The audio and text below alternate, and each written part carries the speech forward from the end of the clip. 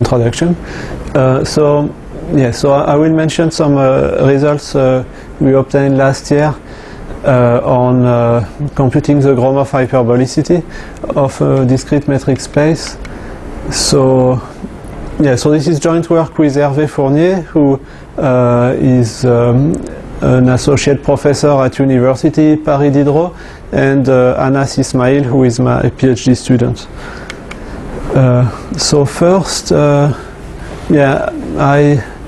this slide presents a tree metric. So a tree metric is just a metric induced by a weighted tree. So for instance, here if I want to go from here to here, I have a distance 2 plus 4 is 6.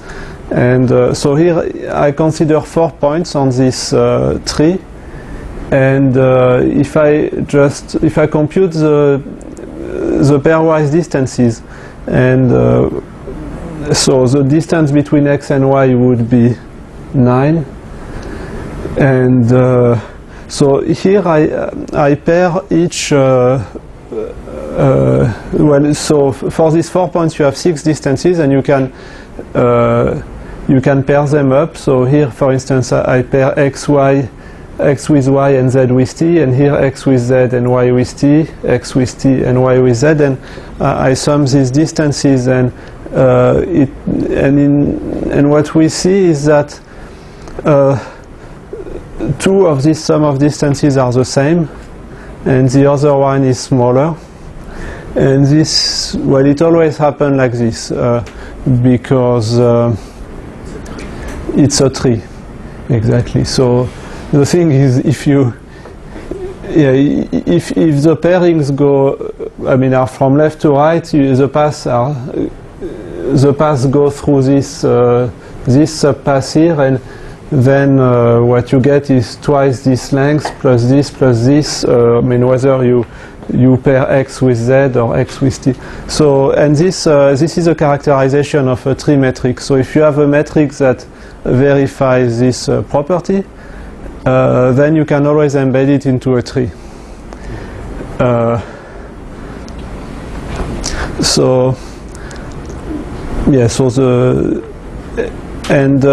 Gromov hyperbolic space is a relaxed version of this. So instead of having the two largest sums being equal, we relax this by a quantity delta. So so here you see that the largest two distance sums among all these differ by at most delta. So a metric space is said to be Gromov hyperbolic if it has this property, and the hyperbolicity delta star is the smallest such delta, such that MD is delta hyperbolic. So if I go back here, well, delta star is 0, because for any quadruple of points, the two largest are equal.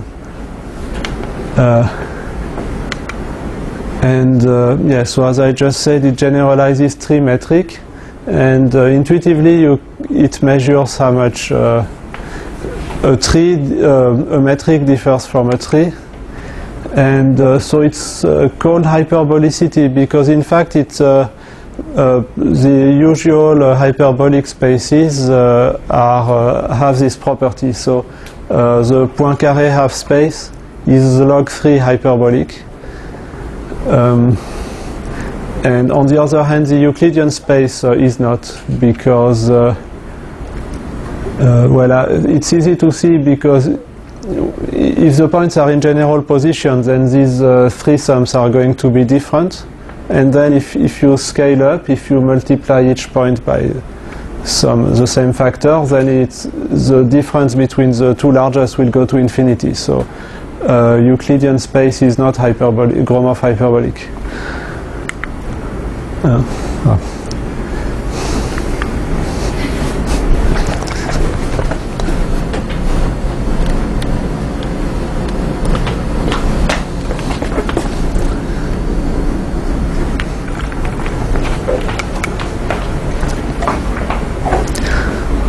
And so we looked at this problem. Given a metric space, MD, how fast can we compute the hyperbolicity delta star?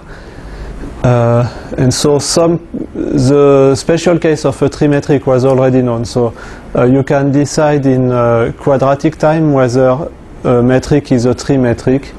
This was used, I think, in bioinformatics, a lot for phylogenetic trees, and this is not very hard. You essentially you can insert the points one by one, and there is only one position in the tree where it can fall, and you get you can do it in n square time, and nothing better is known. So yeah, it means we can check whether delta star is equal to 0 in quadratic time. So what is n? Oh, n. Okay, n is the number of is the cardinality of m. So you have n a is finite. This is a yeah discrete. It's a finite matrix. Yes. So yeah, you have.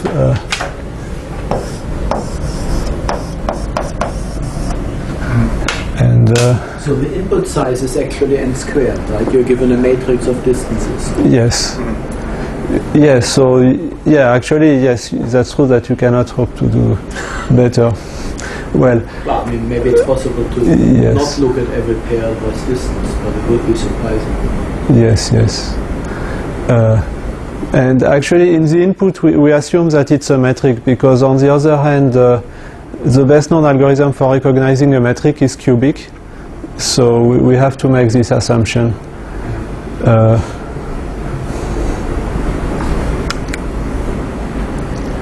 Yeah, so there has been some work recently, or perhaps well in the last 5 years or so, in computer science about Gromov hyperbolic spaces, because some computer network have this structure. I mean, the distances are, I mean, Gromov hyperbolic spaces model them better than Euclidean spaces. And so when a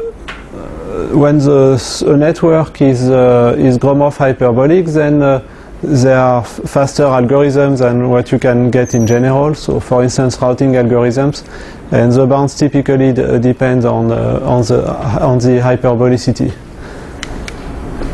And yeah, so until we published this last year, the best known was for computing the hyperbolicity delta star was brute force algorithm,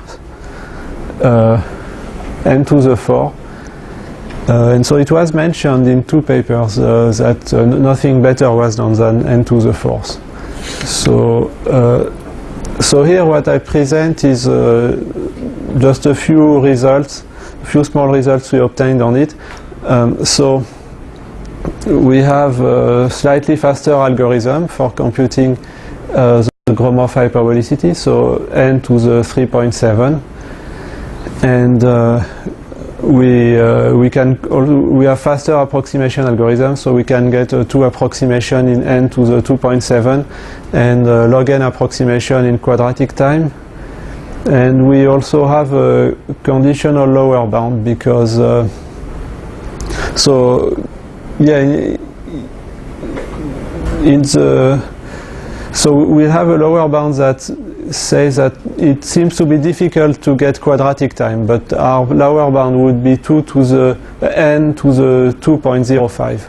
And if you can break this, then you can improve some results on max-min matrix multiplication, which have been known for some time. And so just recently, actually, I think the conference is right now in Brazil. Randuan from MPI has an epsilon approximation algorithm that runs in 1 over epsilon times n to the 3.4. So yeah, so it's faster than our exact algorithm, but slower than this one.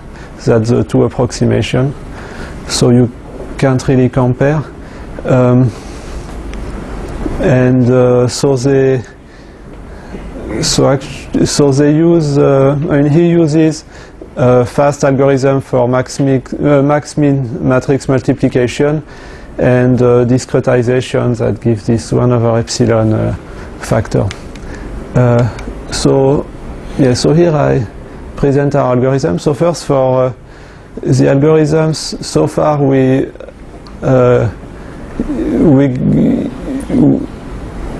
go through this other alternative definition of Gromov hyperbolic space. They are equivalent, and it's a definition that uses the notion of Gromov product. So this is the Gromov product of xy at base point r. So it's half of distance xr plus distance yr minus distance xy. And so on this picture you can see it's just this length here if the length represents the distances. And and so a metric space is a Gromov hyperbolic, is delta hyperbolic if and only if this inequality is verified. So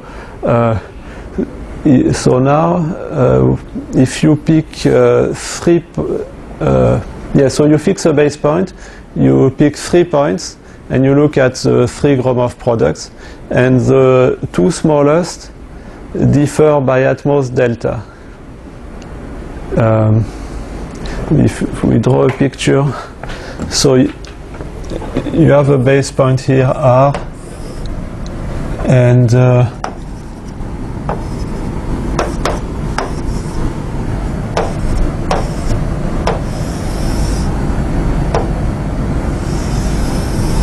so this would be a graphical representation. So the 2 smallest Gromov products are these 2 segments here, which are roughly the same size, and the other Gromov product, which is larger, would be this distance here. I think in a tree it's obvious that it works with delta equals 0, because it's actually this is just the lowest common ancestor of xyz, and it's the same as xz and zy.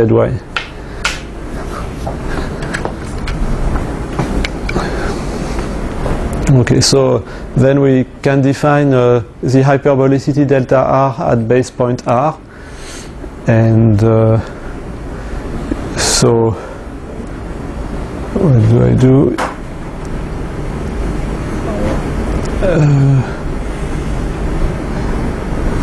So it's the distance between the 2 smallest. I mean, this here is the distance between the 2 smallest among x, y, z, and I maximize it, and that gives me an upper bound on the difference, and so this will give me delta star. So and so if I maximize this over all r, I will get the hyperbolicity delta star without a base point. So that was the original hyperbolicity that I introduced on the first slide. And so the point is, when it's written like this, well, it's computed by a max-min expression, and in fact it's almost immediate that we can do it with the max-min matrix product. So so the max-min matrix product is this. So if I have 2 matrices A and B, then the coefficient ij, it's a max over k of the mean of aik bkj. So you compared with the usual matrix product, you have mean instead of multiplication and max instead of addition. And so these matrix products, there are also some non-trivial algorithm to compute this, but so the best known is an algorithm by Duan and Petit in 2009 that runs in n to the 3 plus omega over 2, omega being the exponent of matrix multiplication. So this is, we assume that O of n to the omega, it's the complexity of matrix multiplication. And so currently the best known would be omega is roughly 2.37. And then it gives so it gives roughly 2.7 here for doing matrix multiplication, and that's why we get this time bound. So yeah, so now with this formulation, it's we get that Aij. Let me see. Well, if I consider the matrix Aij of the Gromov products at base R, then delta R is just the largest coefficient in A times A minus A using the max-min matrix product. If you go back here, yeah, we have this term here, and this is yeah, this. It's exactly the same as here. So yes, so we can compute delta R in n to the 3 plus omega over 2. So that's a fixed the hyperbolicity at a fixed base point, and now we run this over all base points, and we lose a factor n. So the running time becomes 5 plus omega over 2, which is n to the 3.7 roughly. And okay, so now a two approximation algorithm. We get one immediately by some result that was already observed. So if you pick any base point, then the hyperbolicity at this base point is a two approximation of the hyperbolicity of this metric space. And so we just pick any base point and compute the hyperbolicity at this base point, and that gives us a suitable approximation. And so it runs in 3 plus omega, n to the 3 plus omega over 2, which is n to the 2.7. And we also get a 2 log n approximation by by applying another known result. So that was a theorem by Gromov in '87. So it's an embedding result. So Gromov hyperbolic space embeds into a tree metric. And the distortion, it's additive, and it's 2 delta star log 2 of n, where n is the cardinality of the metric space. So this proof is constructive, and it can be constructed in n squared time. So this is yeah, it's not very complicated. The points are just inserted one by one, and I think you insert a point that is that has the largest Gromov product, or a pair of points that maximize the Gromov product, and you recurse. So anyway, once we have this tree, so this tree has a hyperbolicity 0, and then it's not hard to see that the distortion between the two metrics, so the maximum of the distance of AB minus the distance between A and B in this tree, well, this maximum is log 2n factor approximation to the Gromov hyperbolicity. Yes. So yeah, so the algorithm is just to compute this tree embedding and consider the maximum distortion. So this runs in quadratic time, because we can compute this embedding in quadratic time. Okay. So yeah, so after this we looked at hardness results, because there's still a big gap between. Well, I don't know if there is any lower bound, but n square would be a good target, because you can recognize tree metric in n square time. but we are still quite far from this, and so we looked at reduction to other problems that for which no quadratic algorithms are known, and so yeah, so this is what we obtain. So if we assume that fixed base hyperbolicity can be decided in times n to the nu for some nu larger than 2, then we can compute the max-min matrix products in n to the 2 plus nu over 3.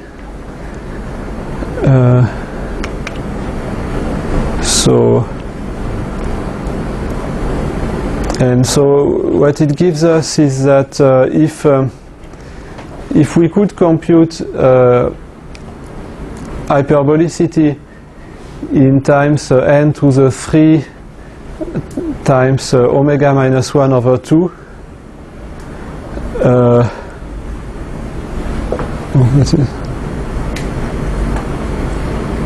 what was it?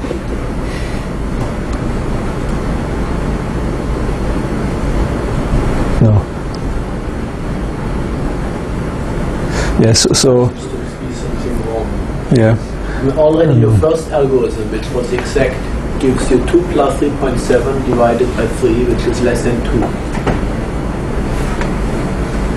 So you have a subquadratic algorithm to multiply 2 n by n matrices, which seems Okay, so there is something here. too good to hope for.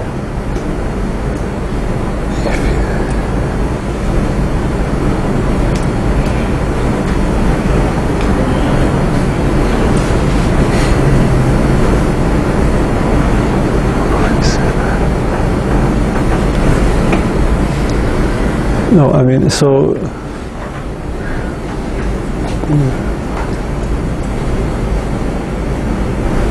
our first algorithm is 2.7 for fixed base. 3.7. No, for fixed base. Yes. Yeah, so that's the thing. That's an issue.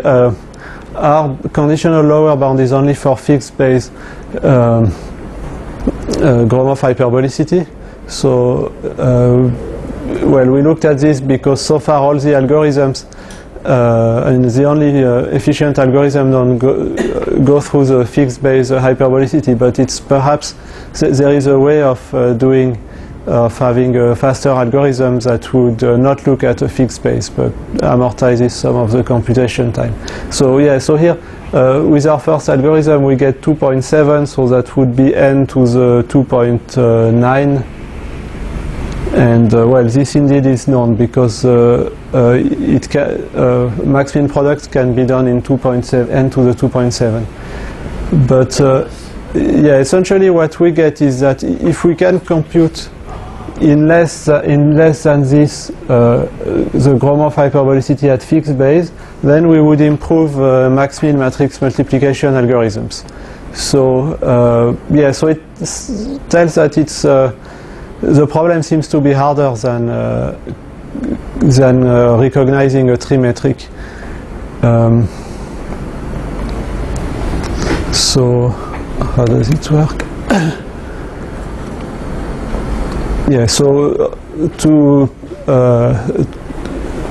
show this lower bound, we consider the decision version of it. So I'm given a metric space and a point R, and I want to check whether delta R is at least alpha. And we reduce it to a tripartite negative triangle. So let me see. So this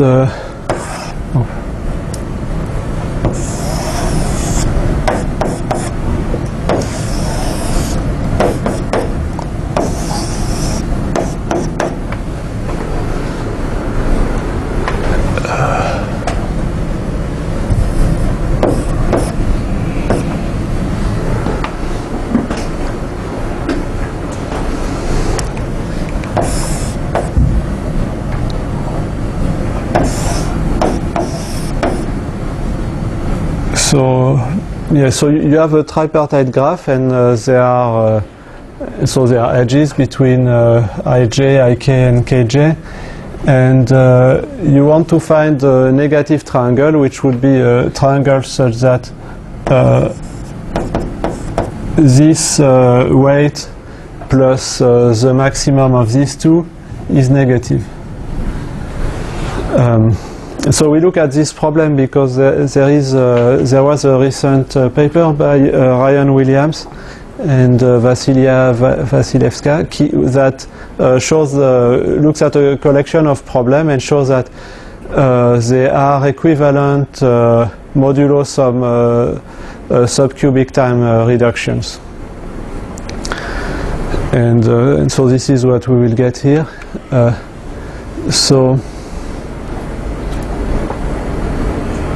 Okay, so we have, so what we showed is that tripartite negative triangle can be reduced to fixed base hyperbolicity in quadratic time. And then once we have this, we apply this result, which I just mentioned. I mean, it's in the article I just mentioned, that shows that, I mean, it gives a reduction from tripartite negative triangle to max-min product multiplication. So yeah, so you assume that you can solve a tripartite negative triangle in time t of n, and then the min-max product of 2n by n matrix can be done in n squared times t of n of cubic root of n log w. So here w is the absolute value of the largest integer in the output, but so for our problem we can make sure that this w is polynomial, so this will not affect the bounds.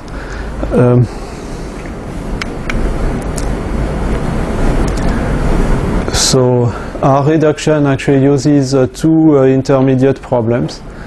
So the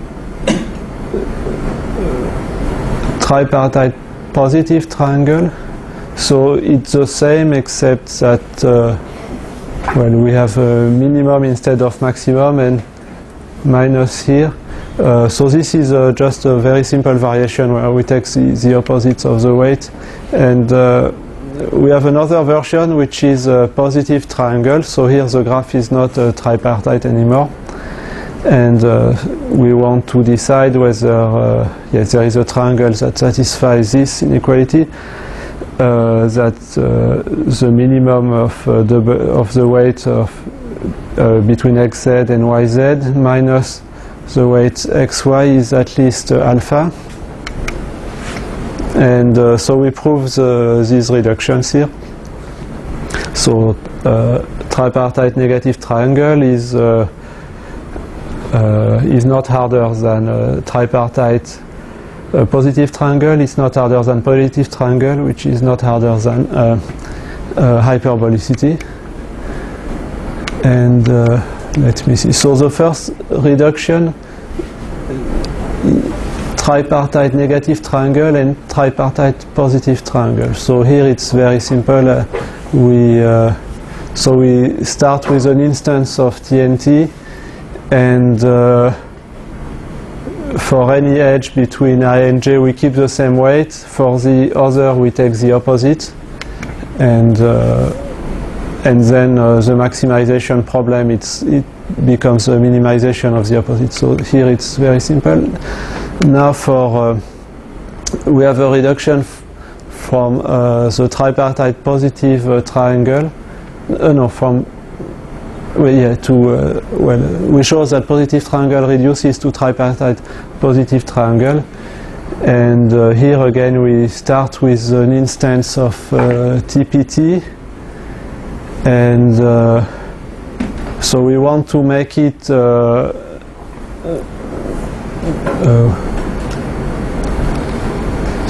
what happens?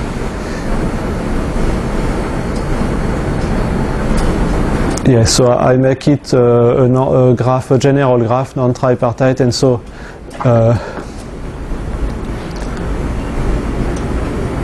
what happens.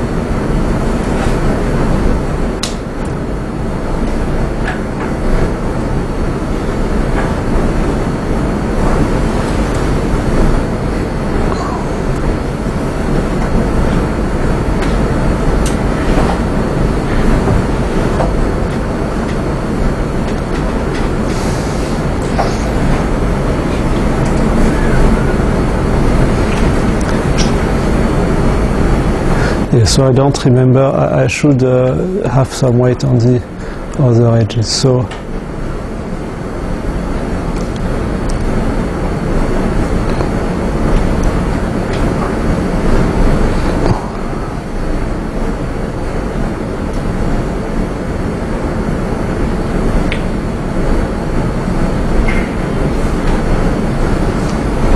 okay, I don't remember the details of this reduction. So we have a reduction between these two, and finally we have a reduction between positive triangle and hyperbolicity. And so how does it work? So we have yes, so we are given a matrix G that gives the weights of the instance of positive triangle, and we want to make it an instance of hyperbolicity. And so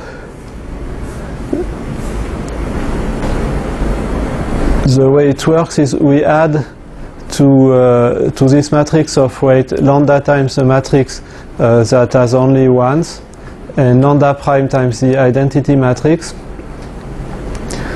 and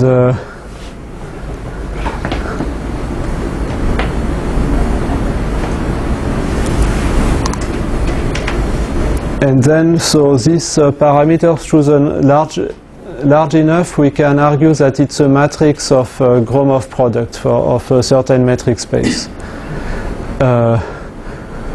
Because so when you have a matrix of Gromov products, you can recover the distances, the pairwise distances, because and so choosing these values large enough, it guarantees that all the distances are within a constant, within a factor less than 2 from each other, and then it becomes symmetric. And then the Gromov hyperbolicity, it's larger than alpha exactly if this condition is met, which is our instance of positive triangle.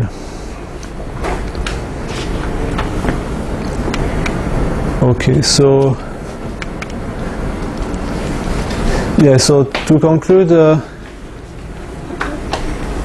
so with the results we have, it's I think in my view it's still quite preliminary. I mean, these were the first results on computing the Gromov hyperbolicity, and well, at first we are wondering if something obvious had escaped us, and whether you could, I mean, it would be like recognizing a trimetric, whether it can be done in quadratic time. But apparently it seems to be much harder, because at least if you want to do better than this, you would need to improve on the max-min matrix product, and so these results are not easy.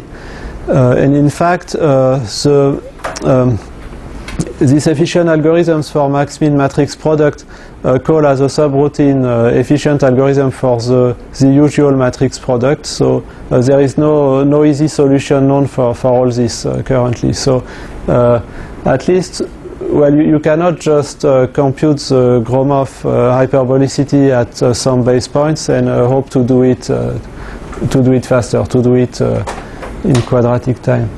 Yeah, so all these algorithms, I think all these bounds, it should be possible to improve them. So first, our algorithm always runs n times hyperbolicity algorithm at fixed base points. So the question is whether we could avoid this. Perhaps, yeah, reuse some computation and not start from scratch at each new base point. And so for our approximation algorithms, yeah, I think there should also be some room for improvement. So there is this new result by Randwan that was published this week, I think.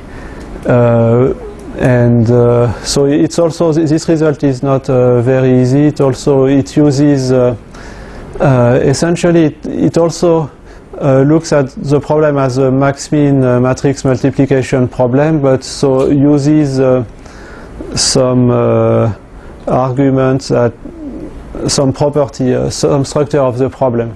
So you can reduce to the case where the coefficients are within some range, and it allows faster algorithms.